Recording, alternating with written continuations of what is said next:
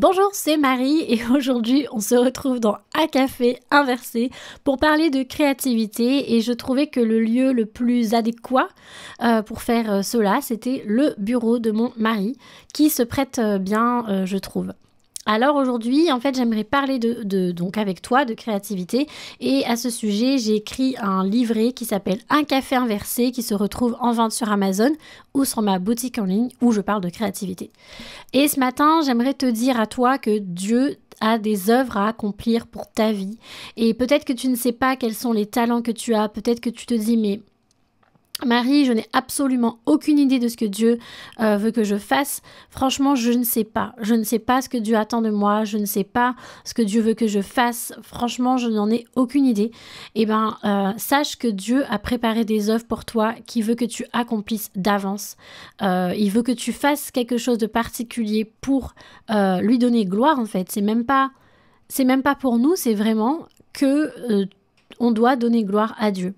Et en fait, je vais te montrer dans le verset, alors c'est dans Jean 5, 36, la Bible dit « Les œuvres que le Père m'a donné d'accomplir, ces œuvres même que je fais, témoignent à mon sujet que c'est le Père qui m'a envoyé. » Et en fait, le mot « œuvre », ça vient du mot « ergon » qui veut dire affaire, entreprise, acte, tout ce qui est réalisé à la main. Donc en fait, il y a des gens qui sont destinés à faire des choses particulières, qui sont missionnés de la part de Dieu à faire des choses. Par exemple, dans mon cas, moi, c'est d'écrire.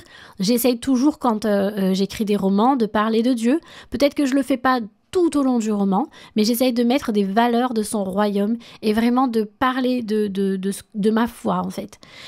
Et donc, toi, peut-être que c'est le chant, peut-être que c'est la cuisine, peut-être que c'est la déco, mais Dieu a un plan pour toi, il a une destinée pour toi. Tu n'es pas né par hasard. Et en fait, comme je le disais, donc, tout ce qu'on le fait, c'est pour rendre témoignage que Dieu est bon pour chaque être humain sur la terre. Et pour appuyer cette vérité, voici un autre verset qui se trouve dans Éphésiens 2:10, car nous sommes son ouvrage, on dit aussi son poème dans certaines versions, ayant été créé en Jésus-Christ pour de bonnes œuvres que Dieu a préparées d'avance afin que nous les pratiquions. Et je trouve que c'est rassurant de savoir en fait que Dieu a tout prévu. Il sait le quoi, le comment, le pourquoi, il connaît tout le timing en fait. Et nous, on n'a plus qu'à venir vers lui, à chercher sa face et à mettre en pratique. Dieu, il n'est pas compliqué, contrairement à nous et encore plus les femmes. Il a vraiment des désirs qui s'alignent avec ses plans. Et ces désirs-là sont souvent à l'intérieur de nous depuis notre très jeune âge en fait. Si on regarde bien, moi depuis petite j'avais envie d'écrire en fait. Depuis petite j'ai toujours aimé lire, écrire, je faisais des lettres à maman, j'en faisais vraiment des tonnes et des tonnes. Et ces désirs-là sont bien souvent à l'intérieur de nous depuis notre plus jeune âge. Et en fait, c'est logique, par exemple, moi je n'aime pas cuisiner, Dieu n'a pas prévu que je sois chef cuistot dans un resto, sinon tout le monde serait mort de faim. Honnêtement, et mon resto ne tournerait clairement pas. J'arrive à cuisiner, mais bon, voilà, c'est pas non plus du grand art. Et donc, les œuvres que Dieu a préparées pour nous, comme je le disais dans le live que j'ai fait hier sur Woman of God Inspire, c'est la chaîne Instagram de Benita, Dieu va nous donner des œuvres à accomplir en général en rapport avec notre identité, en rapport avec notre couleur et nos goûts. Et en fait, il faut imaginer en fait que chacun d'entre nous, c'est vraiment une image, la Bible dit qu'on a une part à accomplir. De marcher selon la part que Dieu nous donne à faire. Et c'est comme si que moi je suis une part d'un gâteau, toi tu es une part d'un gâteau, quelqu'un d'autre est une part d'un gâteau, et tous ensemble on forme un énorme gâteau.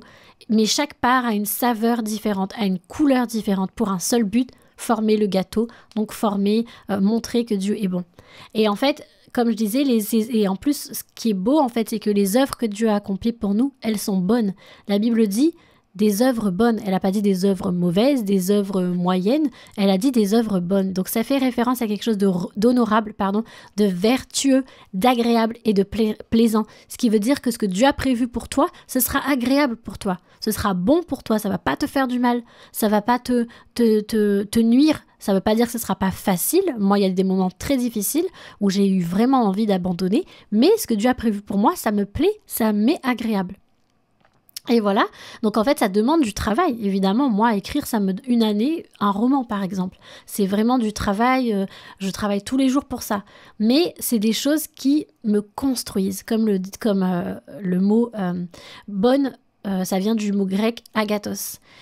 Et donc voilà, je voulais vraiment t'encourager ce matin que les talents pour lesquels tu es né sont là depuis ta plus tendre enfance. Il te suffit de regarder, de chercher. Quelles sont les choses dans lesquelles tu prends plaisir? Est-ce que c'est la lecture, la musique, le dessin? Peut-être c'est la correction.